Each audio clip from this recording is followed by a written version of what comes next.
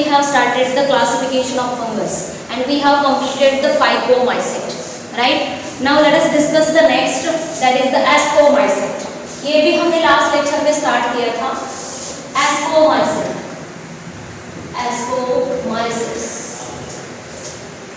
Now, the common name of Ascomycete they are said to be sac fungi.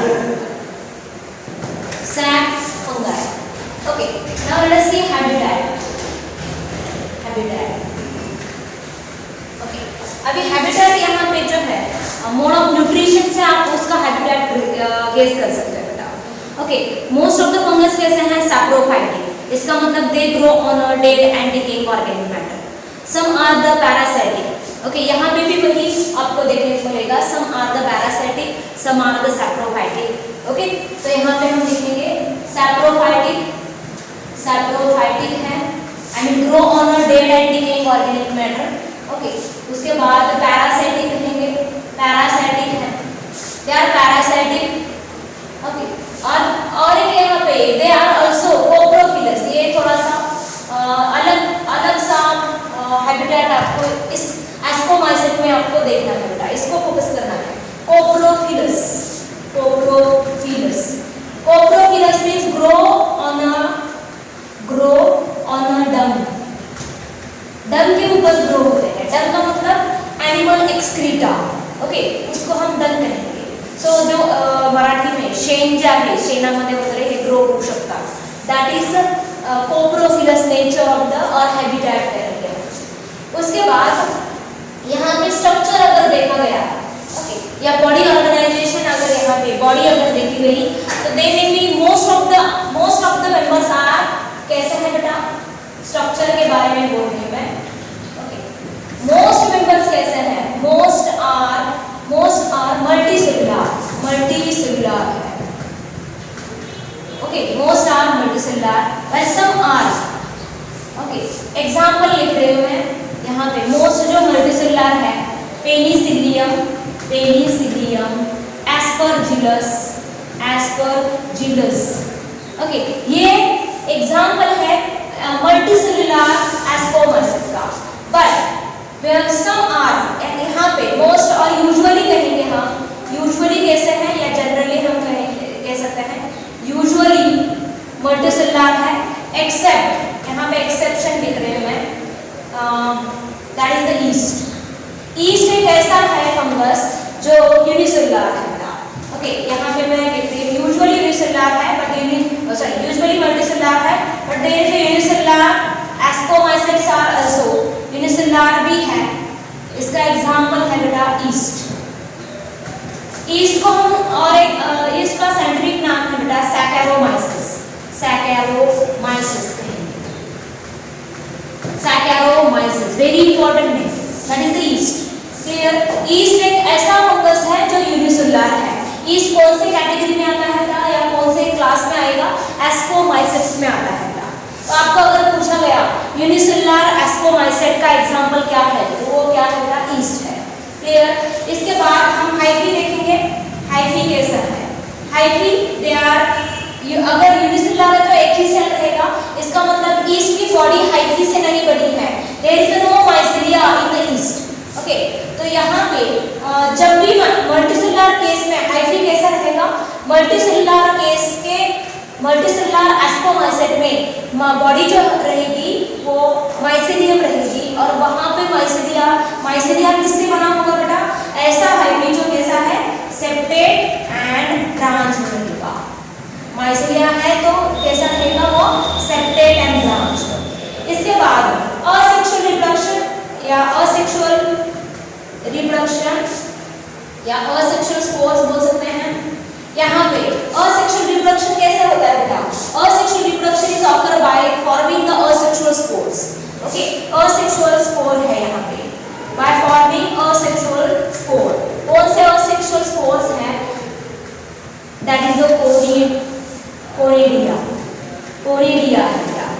Conidia क्या है? मैंने already आपको बोला था. Conidia these are the asexual non-motile spores exogenously produced on the tip of conidiophore. Clear? तो इस तरह ये जो हाइफी है यहाँ पे मैं हाइपी दिखा रही हूँ, इसके टिप पे ये ऐसे क्या असेक्सुअल स्पोर तैयार होते हैं। दिस फ्रूटिंग बॉडी, इस फ्रूटिंग बॉडी को क्या कहा जाता है? Fruiting body is called as a fruiting body, यहाँ पे उसका नाम है बेटा कोनिडियोफोर, कोनिडियोफोर। और ये जो स्पोर है उसको हम क्या कहेंगे? Conidia. Okay, conidia, these are the asexual spores exogenously produced at the tip of a specific mycelia that is called as a conidiophore. ये हो गया asexual reproduction के बारे में। Okay, exogenously produced, exogenously produced on a conidiophore, conidiophore. Clear? इसके बाद हम देखेंगे यहाँ पे sexual reproduction, sexual reproduction. Sexual reproduction कैसे होता है? यहाँ पे सेक्सुअल रिप्रोडक्शन गैमेट्स तैयार होते हैं बेटा। ओके, गैमेट यूज होने का तरीका, एक तो गैमेटेंशियल कांटेक्ट भी हो सकता है या गैमेटेंशियल कॉपुलेशन भी होता है। तो यहाँ पे मैं आपको दिखा रही हूँ कैसे है स्टेप। ये है सपोज हाइपी, ये है हाइपी, ब्रांच है हाइपी, और यहाँ पे ये गैमेट तैयार हो चुका है, सपोज इसके गैमेट, और ये दूसरा यहाँ पे गैमेट। ओके, ये गैमेट, ये गैमेट है। तो पहला होगा यहाँ पे प्लाज्मोगैमी, प्लाज्मोगैमी। ओके, यहाँ पे प्लाज्मोगैमी होने के बाद यहाँ पे there is a delay in the karyogamy. किसमें डिले है बेटा? कैरियोगैमी में डिले होगा। ओके, ये है suppose karyo n plus n condition, इसको हम क्या कहेंगे? n plus n condition. इसका मतलब कौन सी कंडीशन आ गई? डाइकैरियोनिक कंडीशन आ गई, डाइकैरियोनिक कंडीशन या डाइकैरियोनिक फेज बोलेंगे कंडीशन। ओके, या डाइकैरियोटिक फेज बोल सकते हैं। ओके, ये n प्लस n है, यहाँ पे n और ये है n। ओके, माइसिलिया गैमेट्स बोल सकते हैं n और n।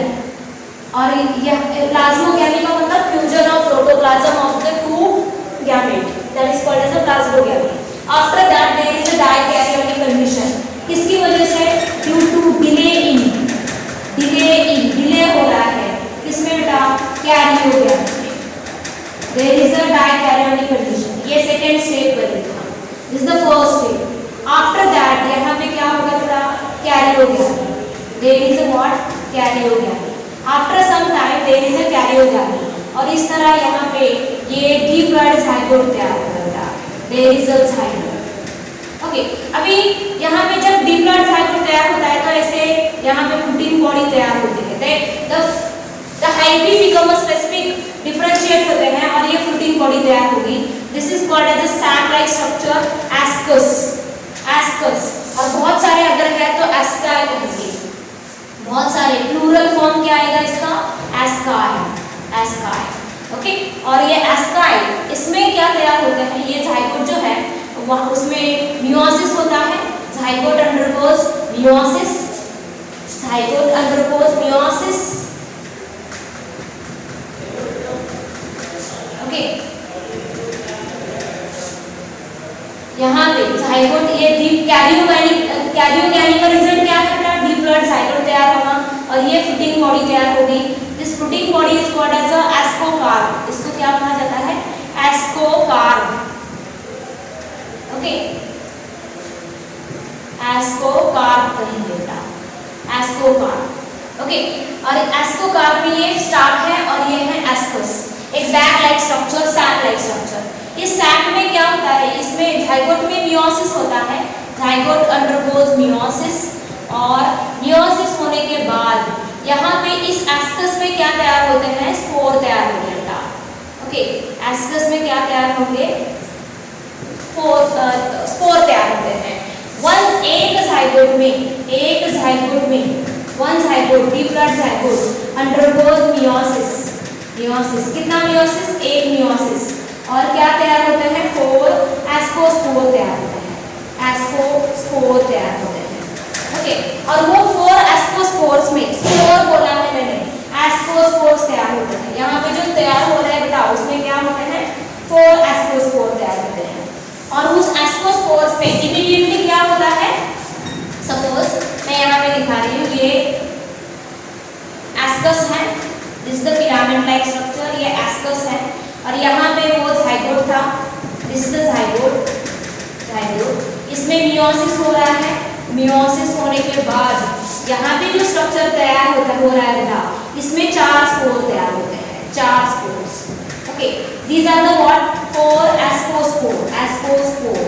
ओके, इमीडिएटली उस 4 एस्कोस्पोर में एक माइटोसिस होता है, यहाँ पे एक मियोसिस और हर एक एस्कोस्पोर्स में क्या होता है, एक माइटोसिस होता है। Okay, there is a mitosis. Immediately यहाँ पे जो 4 एस्कोस्पोर है that undergoes mitosis and forms 8 ascospore. यहाँ पे क्या तैयार होता है बेटा, 8 एस्कोस्पोर तैयार होते हैं। हर एक सेल इसमें क्या तैयार होते हैं, एक एस्कस में कितने स्पोर तैयार हो रहे हैं बेटा, 8 एस्कोस्पोर तैयार होते हैं, एस्कोस्पोर्स। ये जनरल केस है बेटा, ऐसे जनरल बोल रही हूं। मोस्ट ऑफ द केसेस में एक एस्कस में, एक बैग लाइक स्ट्रक्चर में कितने स्पोर रहते हैं, 8 एस्कोस्पोर रहते हैं। एस्कोस्पोर्स कैसे तैयार हो रहे हैं बेटा, कहाँ पे तैयार हो रहे हैं, they are produced inside that ascus. इसका मतलब एंडोजेनियसली प्रोड्यूस हो रहे हैं बेटा, endogenously produced. Okay, ascospores, these are the ascospores. Okay, वो सेक्सुअल स्पोर्स है, endogenously produced in this bag like structure that is called as ascus. Okay, ये जब भी बैग टूटती है, ब्रेक होती है, तो ये स्पोर बाहर आते हैं and then again they germinate into the new mycelia, नए माइसीलिया में जर्मिनेट होते हैं। This the life cycle. आपको ये सेक्सुअल रिप्रोडक्शन इसका याद रखना है बेटा।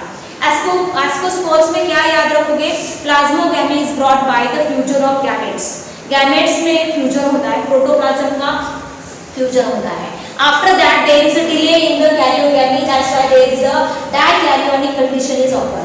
n+n कंडीशन है। हाइपी में कैसा है, n+n कंडीशन है। After that there is a karyogamy, karyogamy के होने के बाद जाइगोट तैयार होगा। फ्रूटिंग बॉडी का नाम है ascospore, this is the fruiting body. ये क्या है बेटा, फ्रूटिंग बॉडी है, फ्रूटिंग बॉडी। एस्कोकार्प कहते हैं बेटा, उस फ्रूटिंग बॉडी का नाम क्या है, एस्कोकार्प। ओके, और ये जो है bag like structure, sac like structure है, इसको हम क्या कहते हैं, एस्कस। और बहुत सारे हैं ऐसे एस्कस उस फिलामेंट में आते हैं, स्पेसिफिकली अरेंज्ड होते हैं। That number of ascus is called as asci. बहुत सारे हैं तो एस्काई कहेंगे। और जो स्पेसिफिकली अरेंज होते हैं फिलामेंट के ऊपर, तो वो जो स्ट्रक्चर तैयार होता है उसको हम क्या कहेंगे, एस्कोकार्प। ओके, और meiosis, that zygote undergoes. Zygote में क्या होता है बेटा, मियोसिस होता है। मियोसिस होने के बाद ये एस्कोस्पोर तैयार होते हैं, जो कैसे हैं बेटा, हैप्लॉइड है। Spores are haploid. स्पोर्स वो कैसे रहते हैं बेटा, हैप्लॉइड रहते हैं। क्लियर हो गया। This is about the sexual reproduction in ascocarp, sorry ascomycete. इसके बाद हम फोकस करेंगे बेटा, that is the example of ascomycete. Ascomycete के क्या क्या एग्जाम्पल है, example you have to remember this example, very important. Again yeast के बारे में हम पहले फोकस करेंगे। ईस्ट का नाम क्या है बेटा, सैकेरोमाइसिस, सैकेरोमाइसिस। ओके, ईस्ट के बारे में, ईस्ट 2 टाइप के रहते हैं बेटा, budding east and fusion east. Budding जिस ईस्ट में बडिंग से रिप्रोडक्शन होता है तो उसको बडिंग ईस्ट कहेंगे। जिस ईस्ट में फ्यूजन से रिप्रोडक्शन होता है तो उसको फ्यूजन ईस्ट कहा जाता है। अभी ईस्ट का यूजेस क्या है, ईस्ट जो है they are used in brewing industry, brewing and baking industry में यूज किया जाता है। बेकिंग का मतलब आप जानते होंगे, ब्रेड जहाँ पे बेक किया जाता है, ब्रेड पाव बनाने में। ओके, जो बेकिंग इंडस्ट्री है उसको हम बेकिंग इंडस्ट्री कहेंगे। Means yeast is used in the what, making of bread और you can say pav etcetera. Okay, brewing industry का मतलब, it is yeast is used in the making of और for the production of alcoholic beverages. Okay, it is used in what? Alcoholic production of alcoholic beverages. अब alcoholic beverages का मतलब alcoholic drinks जो रहते हैं, जैसे कि वाइन है, बियर है, विस्की है, these are the alcoholic drinks. उसको वो बनाने में ईस्ट का यूज होता है बेटा। ओके, ये क्या है इसका डिटेल आपको माइक्रोब्स इन ह्यूमन वेलफेयर में हम लर्न करेंगे। फिलहाल तो आपको याद रखना है ईस्ट जो है it is used in both braving and baking industry. यहाँ पे थोड़ा डिटेल में आपको एग्जांपल मैं ले रही हूँ। सैकेरोमाइसिस, सेरेविसी, ये एक टाइप का स्पीसीज है बेटा। Okay, Saccharomyces cerevisiae, it is used in both brewing, beer production, used in beer production beer तैयार करने के लिए यूज होता है। also used in the bakery industries, bakery industry में यूज किया जाता है। okay, in the making of pav etc, bread pav etc।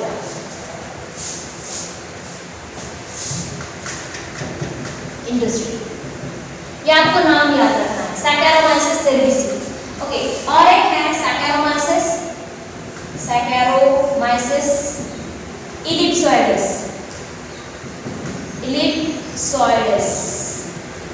It is specifically used in the beer production. कहाँ पे यूज होता है? Used in a beer production. Clear? तो ये है स्पेसीज जो है खाली बियर प्रोडक्शन में, ब्रेविंग इंडस्ट्री में यूज किया जाता है, लेकिन ये जो टाइप की स्पेसीज है दोनों इंडस्ट्री में यूज हो रहा है, अल्कोहलिक बेवरेज बनाने में as well as baking industry में, दोनों जगह पे यूज है। So this is all about the yeast के बारे में। ईस्ट के बारे में और एक याद क्या रखोगे? It is the non mycelial fungus, it is the unicellular fungus. Okay, इसकी बॉडी माइसेलिया से बनी नहीं है, एक ही सेल से बनी है। दूसरा एग्जांपल लेते हैं बेटा, पेनिसिलियम। ओके, ये एग्जांपल किसका लिख रहे हैं हम? एस्कोमाइसिन का। Penicillium it is the antibiotic producer antibiotic producer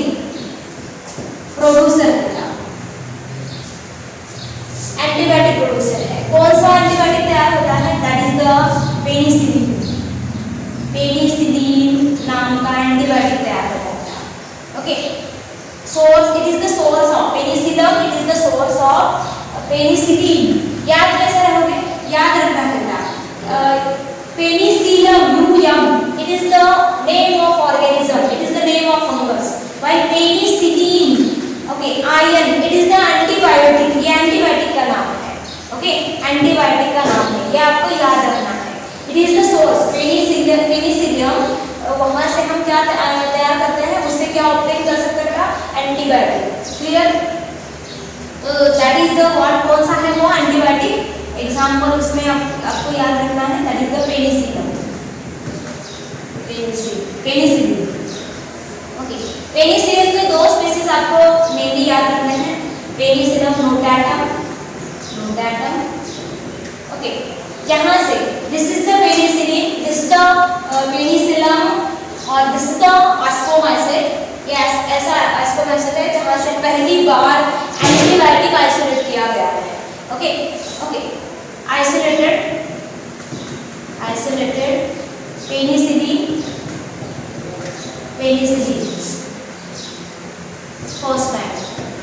firstly.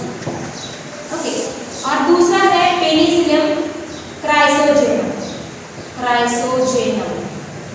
Okay, these examples are not given in the chapter।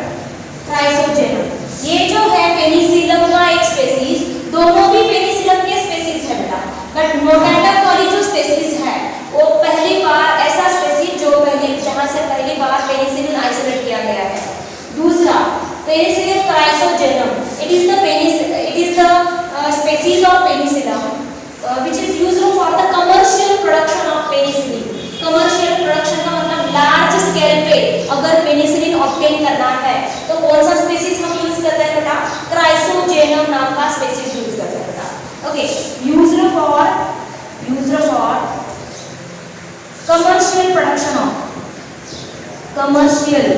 Large scale पे, इंडस्ट्रियल स्केल पे, कमर्शियल प्रोडक्शन ऑफ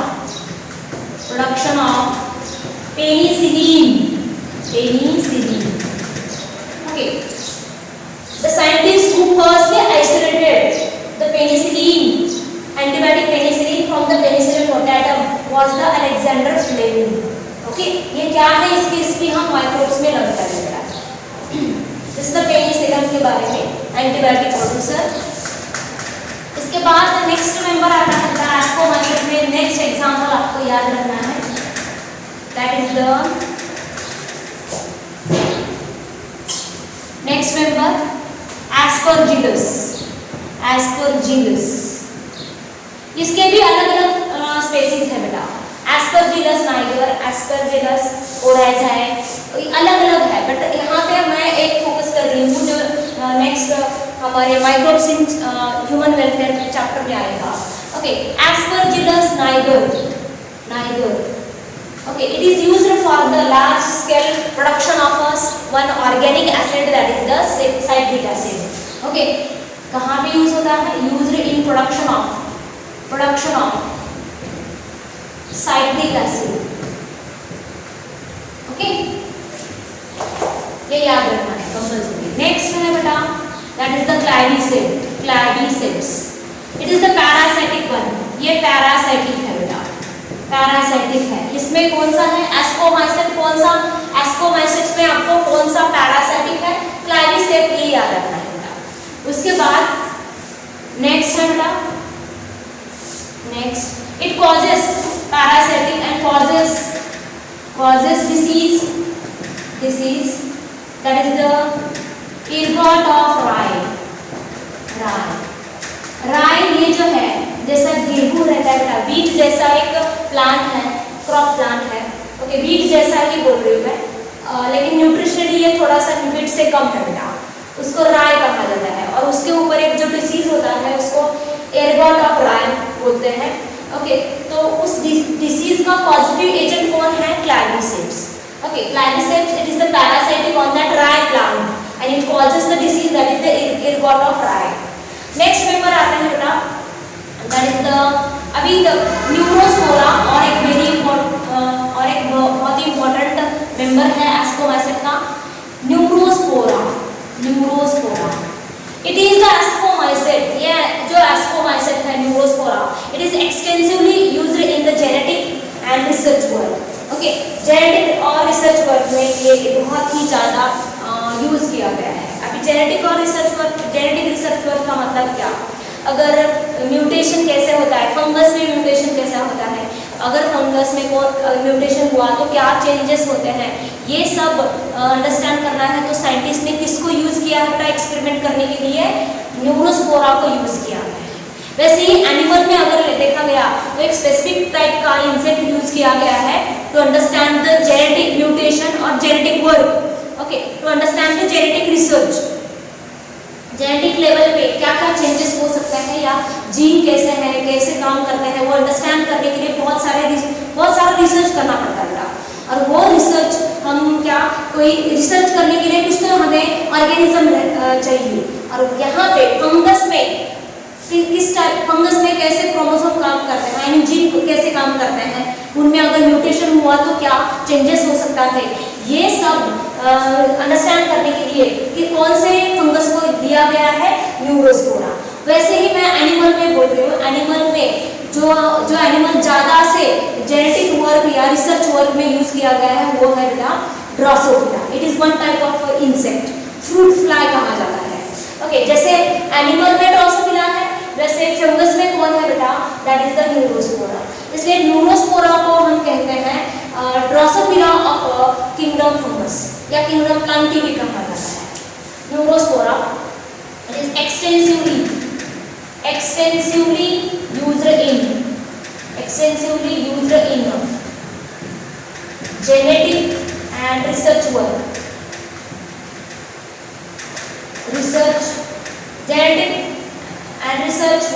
बोल सकते हैं या फील्ड बोल सकते हैं। न्यूरोस्पोरा एक्सटेंसिवली का मतलब बहुत ज़्यादा। नेक्स्ट है बेटा, that is the ascomyces which are edible, जो खा सकते हैं हम, जिसको एज अ फूड यूज कर सकते हैं।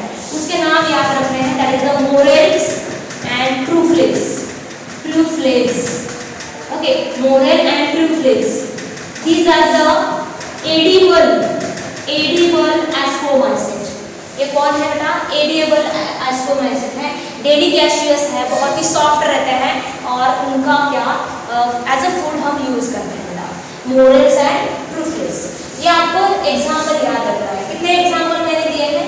6 एग्जाम्पल दिए हैं. 6 किसके हैं एग्जाम्पल? एस्कोबाइसेट में. Yeast, penicillium, aspergillus, claviceps, and neurospora, morels and truffles. Clear हो गया एस्कोबाइसेट के बारे में. इसके बाद हम देखेंगे next member, that is the basidiomycete. बेसिडियोमाइसेट.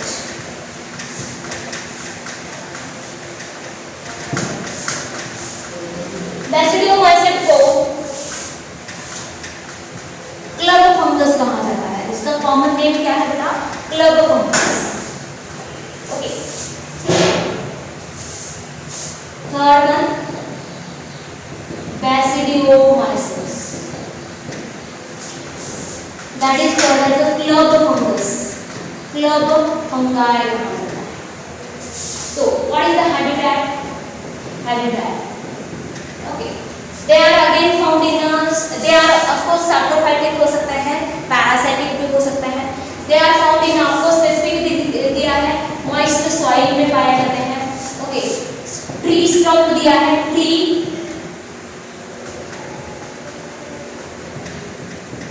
stump दिया है बेटा, stump. Then log दिया है. अभी log का मतलब सपोज ये पेड़ है बेटा, ओके, ये पेड़ है, उसको काटा है यहाँ से ऊपर का सब पूरा पार्ट ऐसे कट किया है, तो ये जो बचा है उसको स्टम्प कहा जाता है. That is called as a stump. इसके ऊपर ये फंगस ग्रो हो सकते हैं. लेकिन अभी इसको यहाँ से मैं काट के यहाँ से भी काट के ऐसे सॉइल ग्राउंड के ऊपर फेंका है, तो ये जो है इसको हम लॉग कहते हैं बेटा. This is called as a log. Clear? Log कहा जाता है. सो ये दोनों डिफरेंस है बेटा इसमें स्टम्प और okay. They may be parasitic हो सकता है. पैरासाइटिक टू यस प्लांट को पैरासाइटिक हो सकता है. Okay. They can live inside the plant के बॉडी में रह सकते हैं बेटा. ये हैबिटेट हो गया. इसके बाद हम देखेंगे स्ट्रक्चर इनका या हाइफी देखेंगे. हाइफी कैसा है? Hyphae it is a septate and branch. Septate and branch में है. इसके बाद यहाँ पे असेक्सुअल रिप्रोडक्शन, असेक्सुअल स्पोर जो है absent रहता है. Asexual spores absent.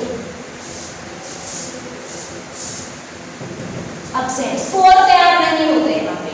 ओके. ना ही कोनिडिया, ना ही एप्लानोस्पोर या ज़ूस्पोर, ऐसा नहीं है बेटा. Asexual spores absent. बट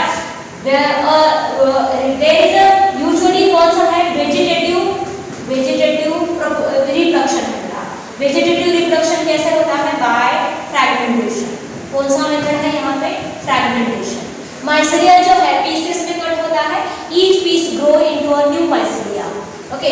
तो ऐसा वेजिटेटिव रिप्रोडक्शन देखने को मिलेगा. वेजिटेटिव रिप्रोडक्शन इज प्रेजेंट है और वो कैसे होता है बेटा? फ्रैगमेंटेशन से होता है. लेकिन याद रखना है most important, asexual spores absent है. असेक्सुअल स्पोर्स तैयार नहीं होते. अभी सेक्सुअल रिप्रोडक्शन के बारे में, बहुत ही इंपॉर्टेंट पॉइंट है सेक्सुअल रिप्रोडक्शन के बारे में. यहाँ पे सेक्स ऑर्गन absent है बेटा. Sex organ absent. Okay. Sex organ absent है, फिर भी यहाँ पे सेक्सुअल रिप्रोडक्शन होता है. कैसे? क्योंकि यहाँ पे डायरेक्टली वेजिटेटिव सेल जो है, बॉडी सेल जो है, सोमैटिक सेल्स जो है वो फ्यूज होते हैं बेटा. सेक्स ऑर्गन्स absent है, but प्लाज्मोगैमीन is brought by fusion of somatic cell या vegetative cell हो सकता है. vegetative cells of genetically different hyphae. ये बहुत ही इंपॉर्टेंट है. genetically different hyphae.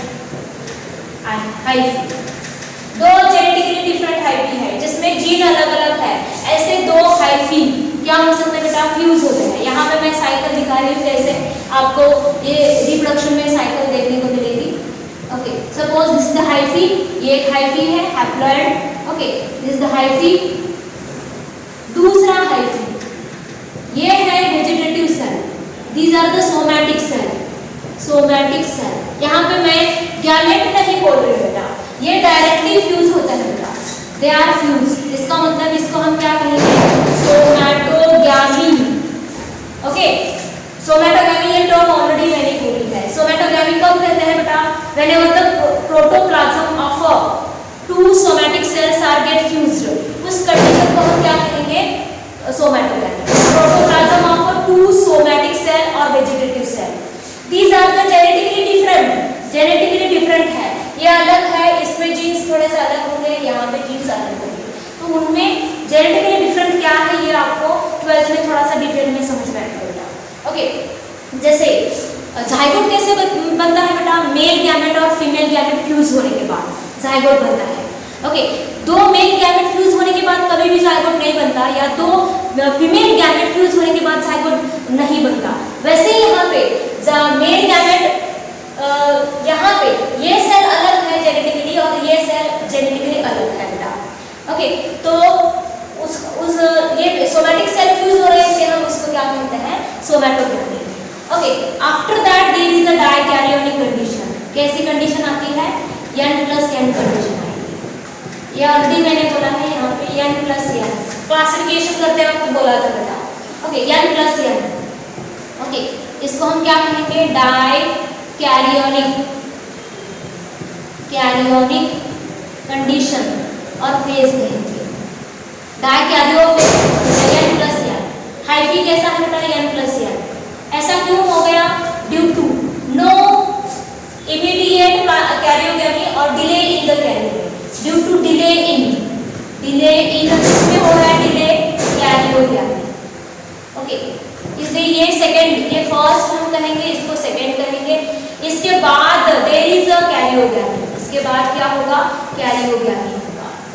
But before the karyogamy, karyogamy होने से पहले यहाँ पे और एक स्ट्रक्चर तैयार होता है ना, दिस डाइकैरियोनिक हाइफी, ये जो डाइकैरियोनिक हाइफी है ना, यहाँ पे फ्रूटिंग बॉडी तैयार होते हैं। Dikaryonic hyphae produces the fruiting body, इस तरह फ्रूटिंग बॉडी तैयार होता है। ओके, इसको हम कहते हैं, that is called as a what, basidium. इसको कहा जाता है basidium, club like structure.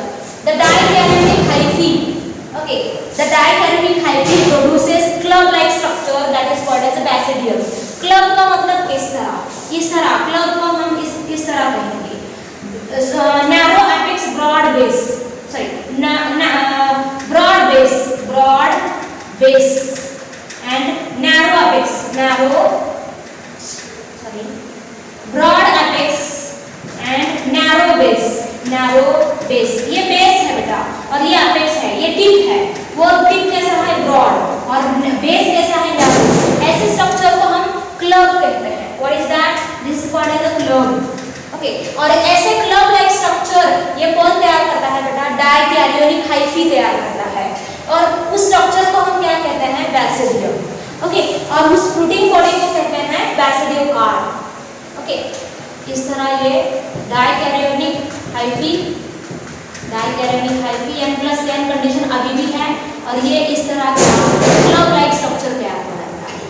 This is called as a club like structure, club like structure formed by, कौन तैयार कर रहा है बेटा, फॉर्म्ड बाय डाइकैरियोटिक हाइफी तैयार करता है। और इस क्लब लाइक स्ट्रक्चर के ऊपर ऐसे आउटग्रोथ देखने को मिलती है, बाहर जैसे फिंगर लाइक प्रोजेक्शन देखने को मिलते हैं, इस तरह फिंगर लाइक प्रोजेक्शन है। ओके, अभी ध्यान देना, अभी भी कैरियोगैमी नहीं हुआ। This is the club like structure called, इसको क्या कहा जाता है, this club like structure called, उसको हम क्या कहते हैं, that club like structure is called as a basidium. This is the basidium, या मैं यहाँ पे लिख रही हूँ, this is the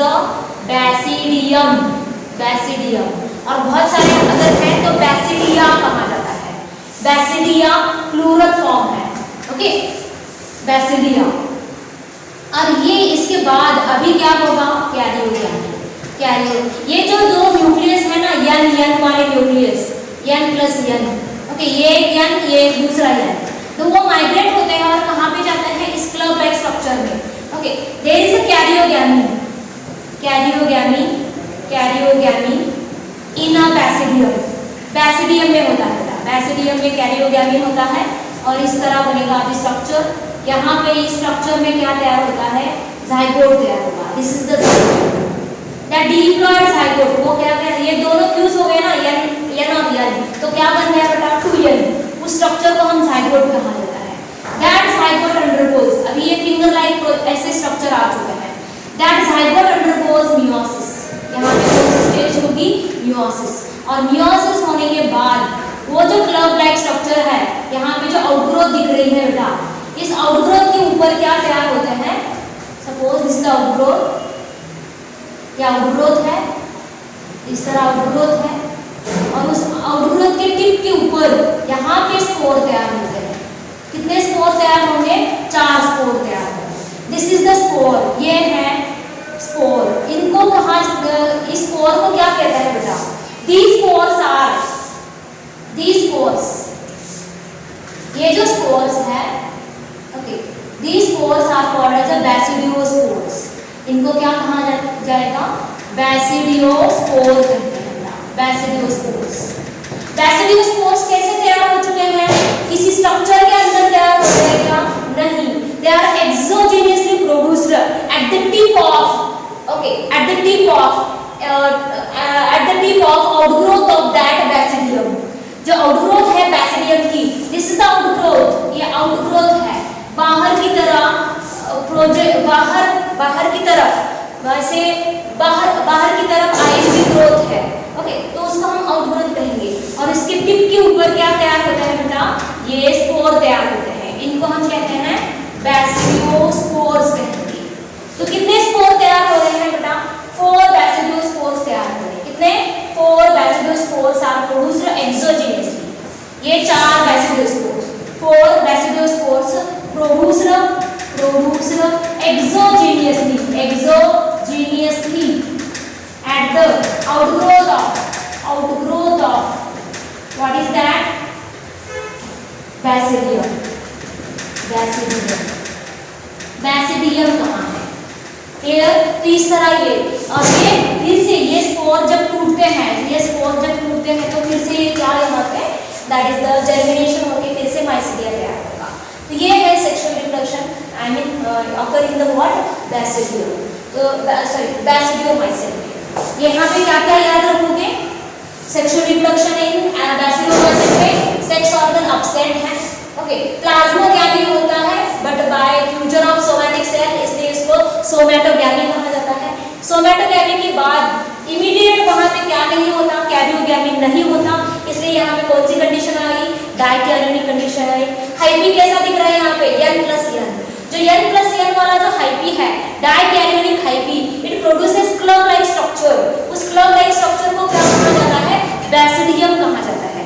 basidium singular, plural form क्या है बेटा, बैसिडिया, ओके। और एक यहाँ पे स्ट्रक्चर है बैसिडियोकार्प, फ्रूटिंग बॉडी का नाम क्या है बेटा, ओके, फ्रूटिंग बॉडी का नाम है बेटा, this structure is called as a basidiocarp. Basidiocarp कहते हैं बेटा, बैसिडियोकार्प, ओके, यहाँ पे बहुत सारे बैसिडियम अरेंज होते हैं बेटा, okay. Zygote undergoes, then after, बहुत ही इंपॉर्टेंट पॉइंट, बैसिडियम के अंदर ही कैरियोगैमी होता है, बैसिडियम के अंदर ही मियोसिस होता है। Karyogamy and meiosis takes place in the basidium, okay. Karyogamy का रिजल्ट क्या होगा, जाइगोट तैयार होगा, और मियोसिस का रिजल्ट क्या होगा, स्पोर तैयार होंगे। दीज आर द स्पोर, ये स्पोर तैयार होगा, और स्पोर्स फिर से जर्मिनेट होके क्या, माइसीडियम होता है। This is the reproduction in the what, sexual reproduction in the basidiomycete. इसके बाद बहुत ही important and last week of basidiomycete, that is the example. क्या क्या एग्जांपल है बैसिडियोमाइसीट के, आपको यहाँ पे याद रखना है, दैट इज द मशरूम, एक एग्जांपल है। मशरूम में हम 2 कैटेगरी ऑलरेडी हम